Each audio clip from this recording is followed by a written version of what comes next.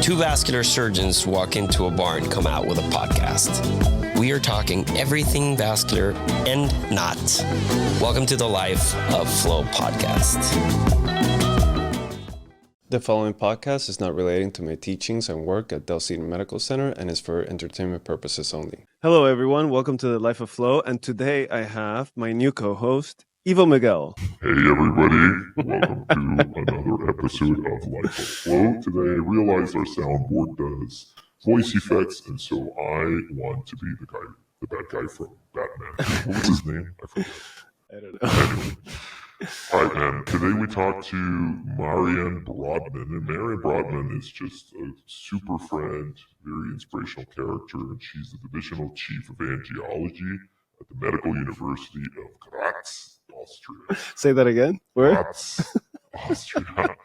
It's a great program. I love her so much, and I hope that you guys enjoy this phenomenal Life of Flow. All right. Well, go out and commit some crime or something. This is a good day.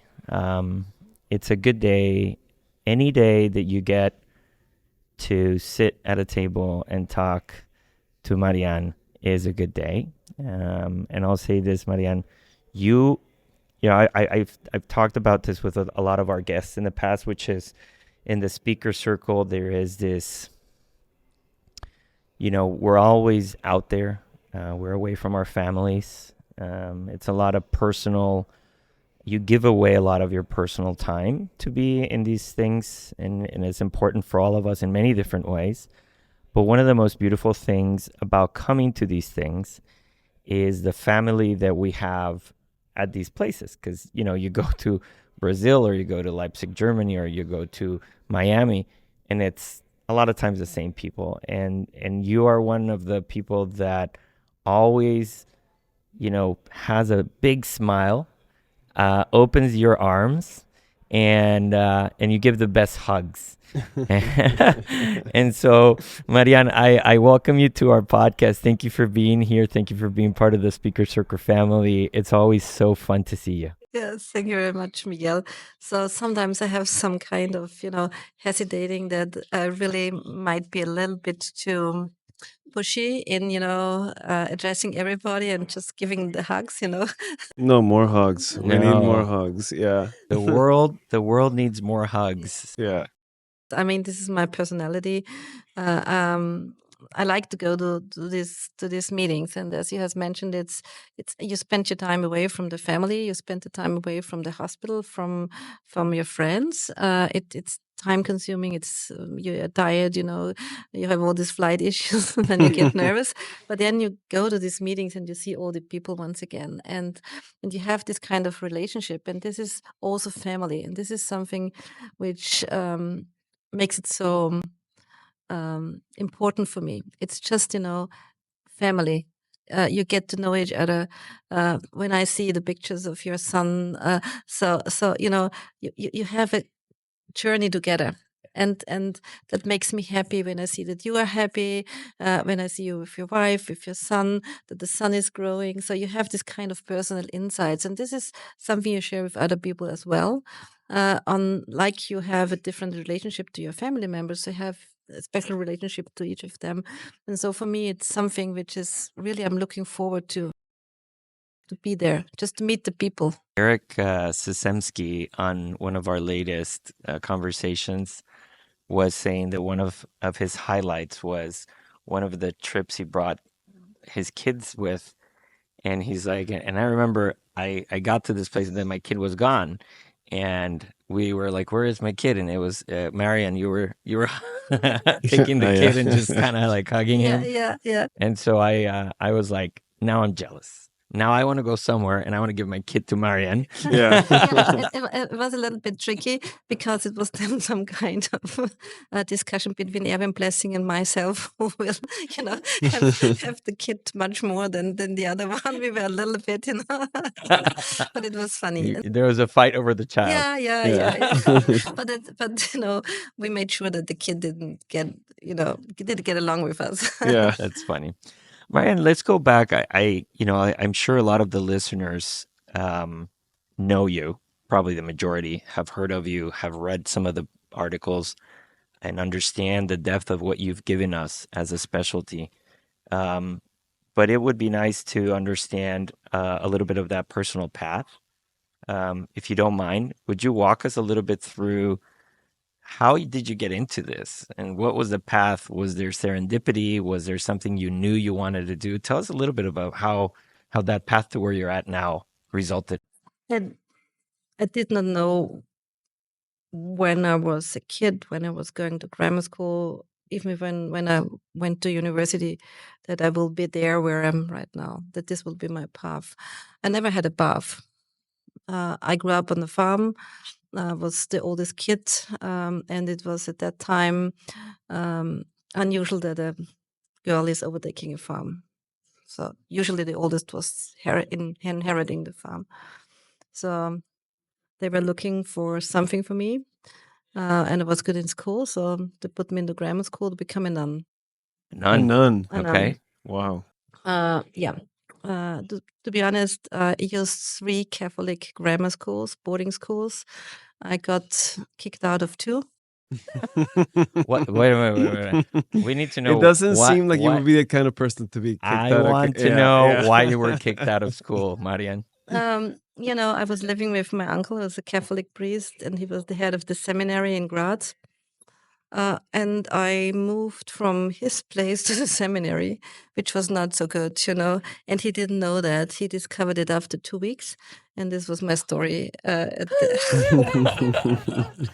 Then I went to another where I just stayed there for 1 week because I just bought a ticket on Monday when I checked in, just to take the railway, just to go into the city and to spend my time there. And then I came, and then I was put to the Ursulinen, where there were huge walls around, so there was some kind of security, and I spent there the rest. And it was very, very clear right away from the beginning that the nun business will not be anything for me. And then I started to work at the age of 16 in a hospital, in a private hospital, as a cleaning person. During holidays and on the weekends. And then I was a nurse assistant during my medical school later on. And then I had to decide what to do. So, becoming a nun was not. So my father and my uncle always wanted to be doctors. So at that time I could study law, medicine, or become a teacher. And I decided to become a doctor because I had some kind of insights from this work in the hospital that was something which I liked, to take care of patients also from an nurse assistant perspective. And then in the middle of medical school, I just had some troubles once again, because I thought all this theoretical thing is nothing for me. I want to do the practical because I was used to the practical.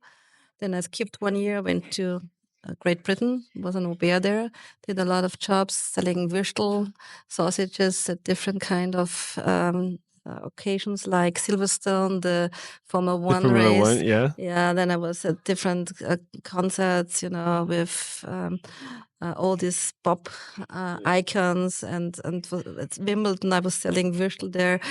So it was a lot of fun. And then I decided I need to go back, finalize my medical school. And then I can decide, because then I have at least some kind of education.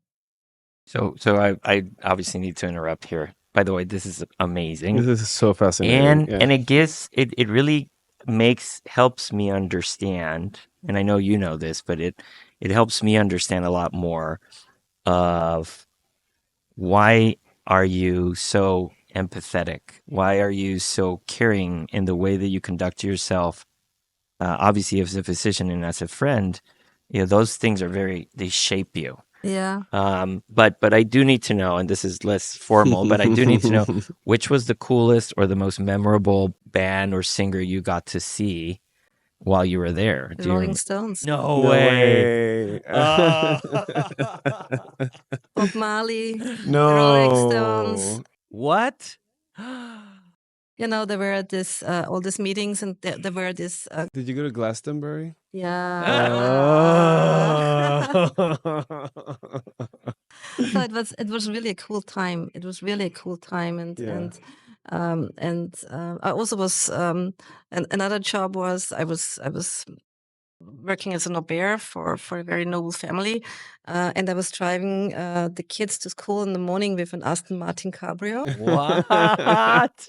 Look at you. It was so funny, and then I was another job was, I had different jobs, so, and then I was also working. I was living there in a community which was supported by, once again, German, Austrian nuns, because it was cheap, and then a lot of people were living there, being in the hairdressing business. So one of my jobs was getting a haircut every 14 days with different colors. And when coming back, my uncle was, picking me up at the airport in Vienna. I had violet short hair, which was just, like needles on the head. And Do you have a picture we can put up on social media? No, I don't have it right now anymore. It's violet. It was pink, and then, when coming back to medical school, just 1 week later, this pink color was not gone. It was there. And I was showing up with my former professor and needed to go take an examination. And then it looked at me and said, "You cannot do that in that way." And say, "Why not? Change your color." And said, "This is impossible. It will be there for 4 or 6 weeks." And the next day he was, and this is why I went into the vascular field. This is not a story. I was coming back and he was looking for students who were working for him, because we had to have this different weeks we had to spend in surgery, we had to spend in internal medicine, and nobody wanted to work with him because he was a very difficult person, let's say it that way, and nobody applied for him. And I said, if I get this opportunity at an earlier stage, I will do that. I showed up once again a day later and said, I don't take you. And I said, you don't have any choice. Nobody is applying for you. So I give you 20 minutes. I will be back in 20 minutes. Otherwise, if you're not taking me, you don't have anybody. So you have to take me. I will be back in 20 minutes. And this is how I started angiology vascular medicine. That's amazing. But so you're like a very go-getter, powerful. He didn't had a chance. Nobody for weeks. Nobody came to his ward, to his institution, to his department, because he was not such approachable. Such interactive person. I had strict rules and things like that, and this is how I came into this. So essentially, it was the purple hair girl, or nobody. Yeah. So he had no choice. That is, I choice. can just imagine a really strict, European man, and then this purple hair girl saying, "You're gonna take me." Yeah. And then I was so fascinating by this. We were working together at the with the interventional radiology by all these procedures, and I was just thinking, what should I do? I'm more hands-on, so I was thinking surgery would be great, vascular surgery. And then after internal medicine, I switched over for 8 weeks to surgery, and I was working for the vascular surgical department. And I was so fascinated, when you go in there and they open the stomach and you see the straight lines of vessels. This was so fascinating me, the straight lines, which are so clear. They are going, you have these lines and you can follow them. And this is for me the fascination of vascular medicine. You have something which is straight, and I like being straightforward. And then I asked the head of the vascular surgical department, said, "Can I become a vascular surgeon when I'm done with my medical school?" And I said, "Females are not made for being surgeons." What year is this? It was 1990. Oh God. 1990? Mm-hmm. That's crazy. It was crazy, and this was crazy. I finished medical school, and I was once again disappointed.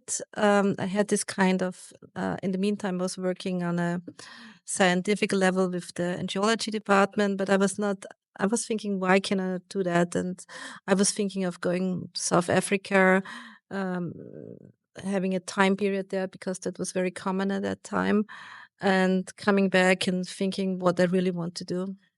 And I grew up on a farm, on a very simple farm. Where?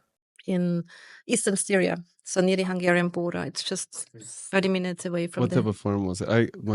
My grandfather had a farm too. It's we had cows, we had pigs, we are producing milks, we are producing pumpkin seed oil. Oh wow!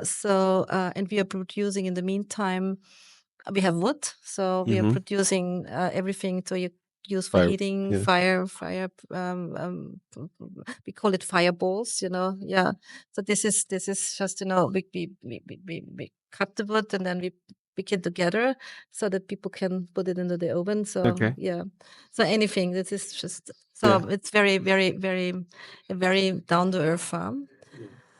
And my father had a adopted sister who was his cousin. They lost the parents during World War II, and she was my emotional mother. And on the last day, she was in the hospital and had a gastric surgery. And I was always coming to her and having, spending my time with her. And I told her my plans, and she said, put her hand on my face, touched me very softly and said, I will take care of you, that you do the right thing. And the next day, she died in front of my eyes from pulmonary embolism. And she took care of me. Therefore, I'm here. I did not go to South Africa. I decided to be in the vascular medicine field. And yeah, she took care of me. And therefore, this is my passion right now. Therefore, I fulfill what she meant for me to do as the right path. This is the best story ever. Yeah. This is the best story ever. Yeah. And I'm committed. You can see it if you have WhatsApp with me. She's still on my WhatsApp. Yeah. Oh, that's her. Yeah. Yeah. And this is just me as a little girl, and she taking care of me.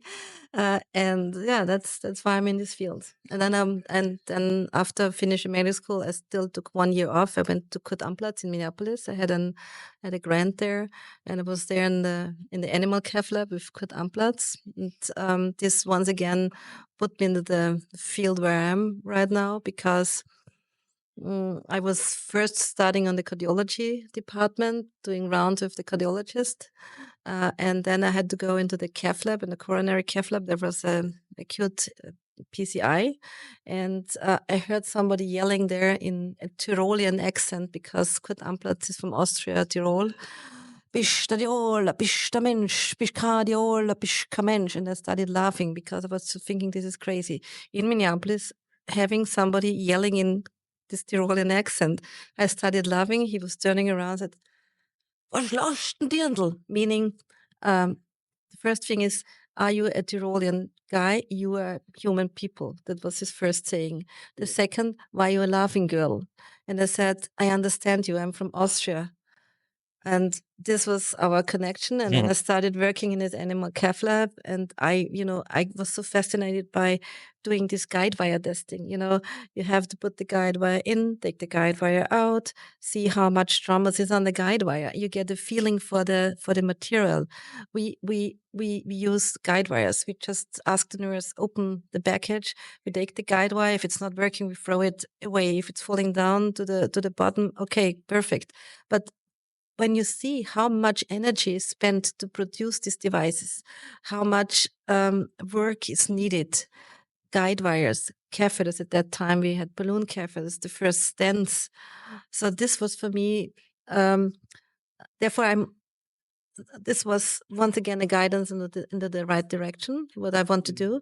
And second, therefore, I'm so interested in these new technologies, because you always have to think what the engineers or the people behind, with regard to the thoughts, what they have, what they could do, and then how much it takes to produce this, just to make it work. And we as physicians, we do not see this crowd around a guide wire, around the scaffold, around the atherectomy system or whatever. How much energy, how much thinking it is needed to produce this for us so that we can use it. Yeah. I want to step back Yeah, one sorry. second. No, it's okay. That's great.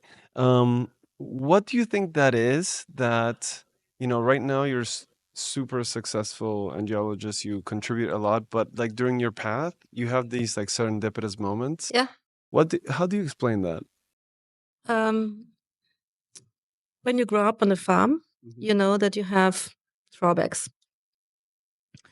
I always say when you start in January or February, you do not know how the year will be, what the weather will be. But you have to go on, take care of your cows, pigs, your animals. You have to take care of your farm. You have to find a solution to work on. You go to sleep in the evening, you get up in the morning, and you have to go on. You have to find a solution. And I think my bringing up on the farm grounded me very, very much. I also see it, I'm a very connected with my brother, my sister-in-law, with my nephews, my two nephews. So for me, this is something where I still see what is really, what can be an issue. Because if they have bad weather conditions, they need to see how they can get out of that. They cannot say, I'm desperate, I right now need a psychiatrist just to know to see how I overcome this. You have to find a solution on your own. And the other thing is, for sure, I grew up in this Catholic family, so I have some kind of not some kinds. I have some deep feeling that there is somebody taking care of us, and I think this helps me. Sometimes, for sure, I'm struggling as everybody, but Do you, I feel like whenever we are in trouble, right? Inevitably we all get in trouble. yeah, Things happen for whatever reason, personal or family or yeah, what have not. And I'll share not the time or the place, but at some point we'll talk about it. But I lost my mom at 4. I was 4 years old. But still today, that's what's impressive, because I have no recollection of my mother. I have no organoleptic recollection. Like if I ask you, if I give you a piece of cloth, Lucas, of your mom, and I'm like, smell this and tell me who it's from, you immediately know it's your mother's, yeah, right? You sure. immediately know. I don't know that. I don't know the pitch of her voice. yeah, So I have a hard time, and I've created some memories around it from pictures and things that people have shown me. But here's the interesting thing. Every time I'm in trouble, every time I'm in a situation of fear or uncertainty, my immediate prayers, my immediate connection to something is her. yeah, yeah. And I immediately say, Annie, yeah, help me. You and God can get me through this. Help me understand. Help me see the light. Help me see what I do. And there's this magical thing that you just have to somehow believe that there's something else that helps you through the day. yeah. And for me, it's my aunt, so she's gone since many years, but I still have this relationship. So this is my first thinking. What would she do? How was her upbringing? How humble was her upbringing? How much issues she was facing? And it's just, then I get this confidence from her, because I know there's, there she is there, and I have this connection, as you have said, and this is always my first thinking. And yeah, and then all these issues are going away a little bit, and you get some confidence once again, and maybe not the same day, but the next day, that you can do it, that you can make it. I think you should also probably remind yourself of the pink-haired girl. Yeah, that's right. Don't you think? Think like if you're in a situation where somebody kicks you off, or you didn't feel right, you say, you know what? I'm gonna bring my pink girl hair out and go at this thing and just I have not overcome. I have not changed, to be honest. I'm right now in our internal medicine department, the only female who is the head of a division. So all these guys are always sitting there with their white coats when we have our 14-day meetings, and I'm showing up, and they were just, like this. And I'm showing up in my cath lab clothes, the green ones, which, to be honest, I have organized myself. So it's not the official clothes we should wear. I have just organized myself. I've organized them by myself, meaning I just took them out. And then I'm wearing them. I'm washing them on my own. And I'm sitting there, and the head of the internal medicine department is always saying, Marianne, it would be good if in this round you wear proper clothes.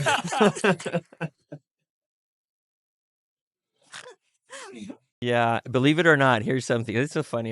Yeah. I got written up for wear. I wear jeans a lot. I know. I got written up Yeah. for wearing jeans when I was at Baylor. Yeah. Yeah, I believe you.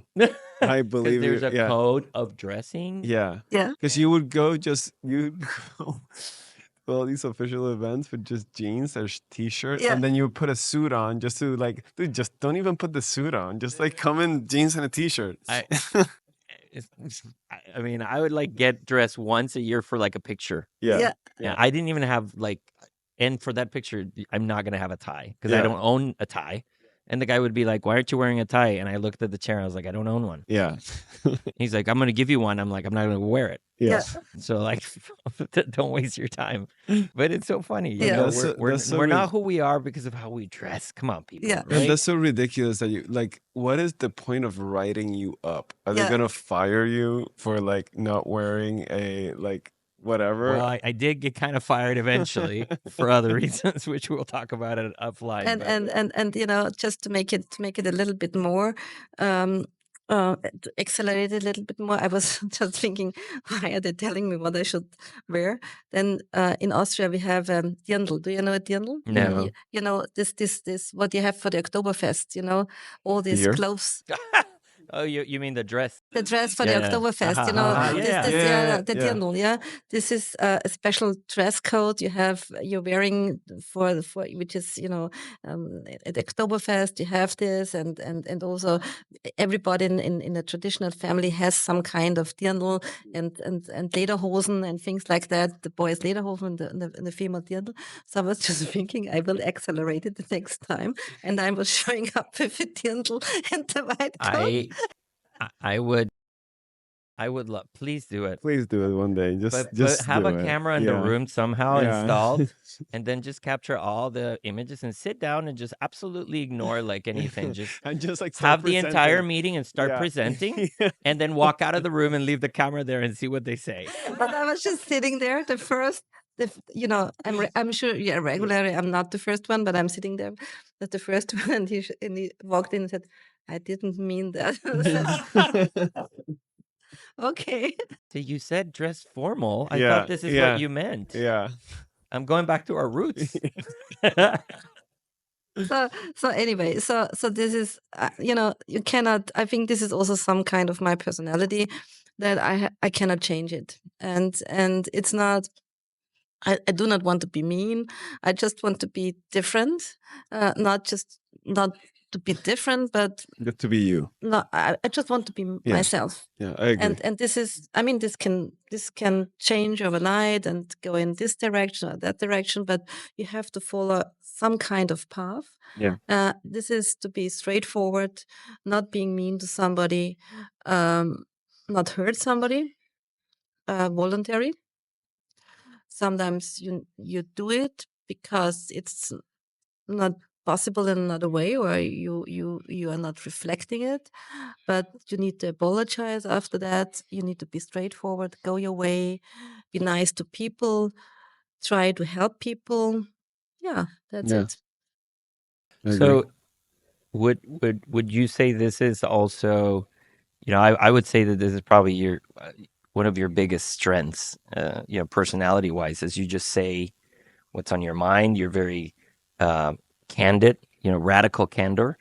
But is it also at the same time something that you have to sometimes check yourself and try to not hurt people? Sure. You have to check it. You have to know where the border is.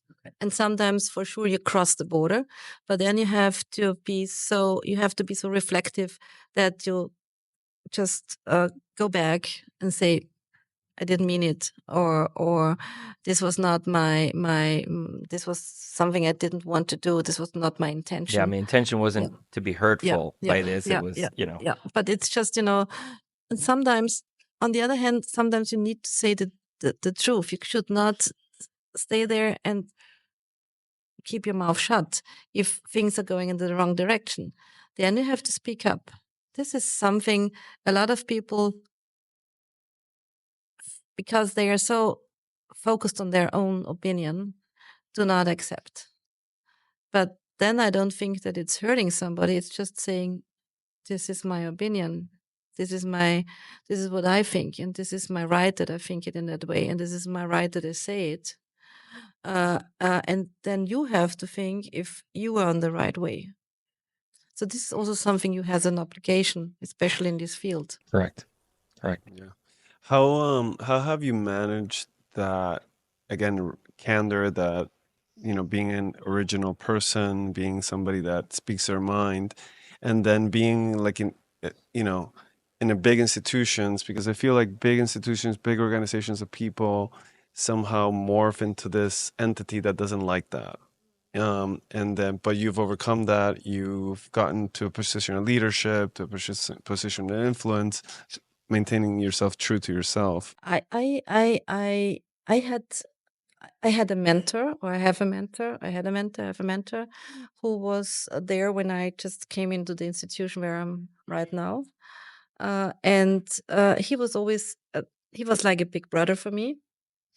And when things were desperating for me, or I was just thinking I cannot do it as a female person, as a female physician, and I said, okay, go on, move on, you will make it. And this was some kind of encouragement I got from him, and this was very, very important for me. And it was difficult at that time going into the cath lab, when people were telling me that famous people at our institution who had leaderships then in other institutions and are known in this field were telling me, you have to keep the guide wire straight. I know how to keep the guide wire. You have to keep it straight. Can I puncture the patient?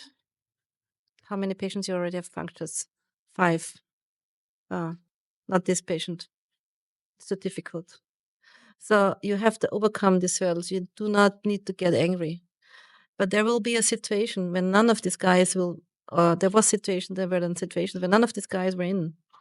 Then I stepped in, did the procedure, and said, see, I did the procedure. How do you not get angry? Especially all these people. Does it help me to get angry? Obviously not. Yeah, no. But we fall into that trap a lot of getting angry. No, if I'm getting angry, I'm getting angry at somebody, then I just don't say anything, close the door behind me, and get out. Yeah. But what's your internal monologue on that? I need to go away, just, to calm down. Mm-hmm. Because being angry doesn't help me, doesn't help anything. It will not switch the mindset of somebody else. Mm-hmm. You cannot switch the mindset of somebody else yelling at him, being angry. This does not help. Ignoring and... escalation only. Yeah. Ignoring somebody is a much worse punishment than reacting. That's true. That's true. Something I got to learn a little bit later in life was also that I would check myself in person a little bit more, to, Marianne's point, where, I don't want to get into this, but I would not check myself behind a computer. Yeah. And I would get an email and I would get angry and I would send an immediate nasty gram back. Yeah. No.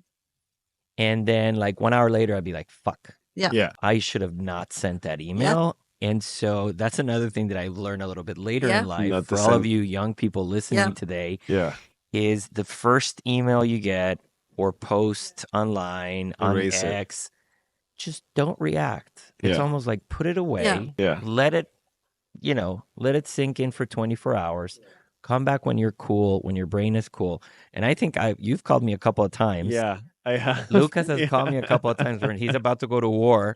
And I Yeah. just said, listen, step away. Yeah. Don't react. Sleep. Yeah. Let your serotonin levels, Yeah. get to the right Yeah. point, and then let's move on. But this is a learning curve, and as I mentioned, ignoring. So then and another thing is when you get all these stupid or nasty emails or whatever, and if you calm down and write a very nice email back, maybe 24 hours or 40 hours later, the longer the better, because then they send another email. Why didn't you react to my first email? Was there anything wrong? Then you wait another 24 hours and said, no, there was nothing wrong. These are my points. Thank you for consideration. Best regards. Yeah. And so Yeah. this is something Yeah. which is I think so that they should, somebody who is nasty or angry with you should not get the reward that he is able to hurt you and bring Or occupy space in your mind and Yeah. your energy. Yeah. Yeah.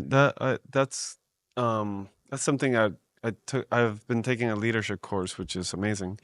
And something that rang very true is that if you are angry at someone, that person's taking your powers, taking your energies, taking your time, you're giving them your energy. So True. yeah, so and not not to, in a vindictive way or like, oh, this is like a punishment. It's like, you know what, this is just I don't engage in this. Yeah.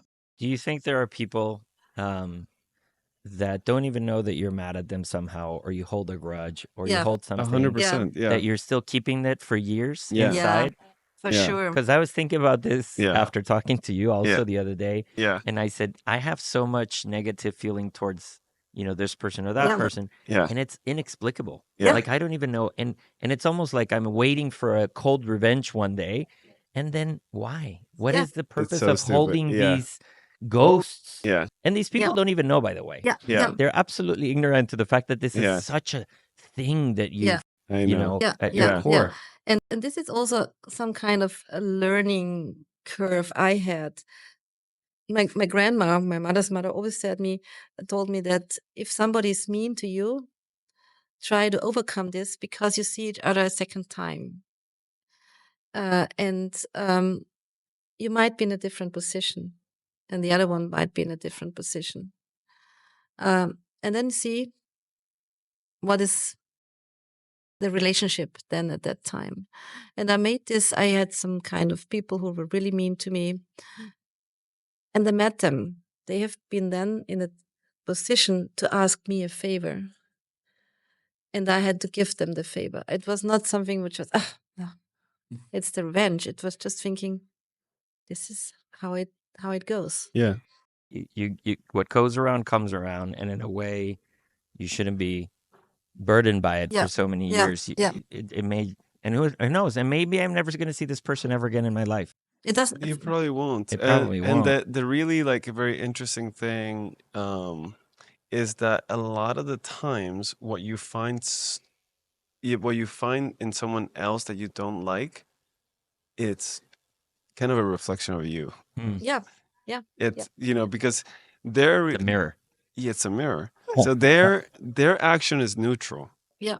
Your perception of it gives it a positive or negative value. So if you give it a negative value, it's somehow a reflection of you. So look inside you to see if you have that. And if you do, reflect, you'll find, oh yeah, I guess I do that shit too. Yeah. Yeah. And you can have if you forget about this, people, look on the other hand how many nice relationships you can have, how many warm relationships you can have, how many joyful relationships you can have. This is much more worth than. Yeah. Oh, 100%.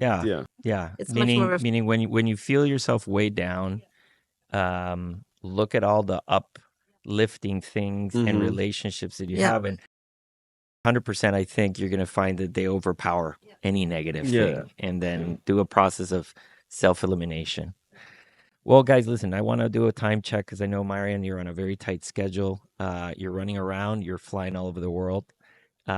This is how many years of Link we're celebrating? 20. 20 years. 20 years of Link. But I guess it's a little bit more because Link was, I'm not quite sure, but it's 20 years. And for me, it's also a very, it's something which is very special because I started coming to Link when it was still in the Bach-Krankenhaus, you know, when there was this auditorium and the cath lab was just around the corner. And then we moved to the Westin, and then we are right now here at the Messe. So, you know, this relationship with people like Biamina or Frank Fief, you know, these leaders out there, or Sir Roger Greenhawk. So these leaders that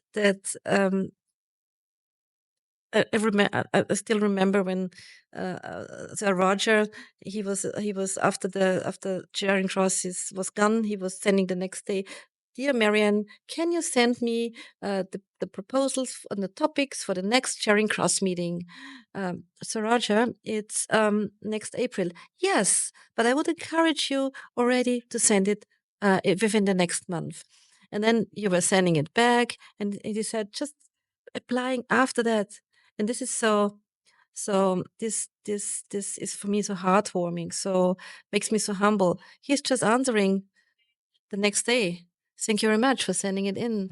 So it's just, you know, this kind of how dedicated these persons were to set up these meetings, which gives us so much opportunities. And being part of that, incredible. Yeah, I mean, you've been part of this scientific committee as well as others around the world. But it's so incredible, you know. It's not for me as it's for me as, how to say it, to be part of the spirit. Yeah. And we were having a conversation. Our last podcast was with Andre. Yeah. And Lucas was alluding to how he came here because I told him you have to come. And then he went back very content and happy that he had this wonderful experience.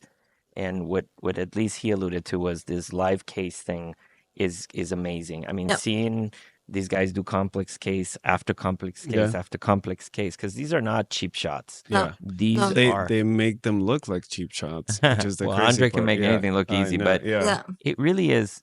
You know, there's a lot of criticism. There's a lot of people that believe that live cases have some sort of ethical and moral opposition, but I also at the same time that's crazy.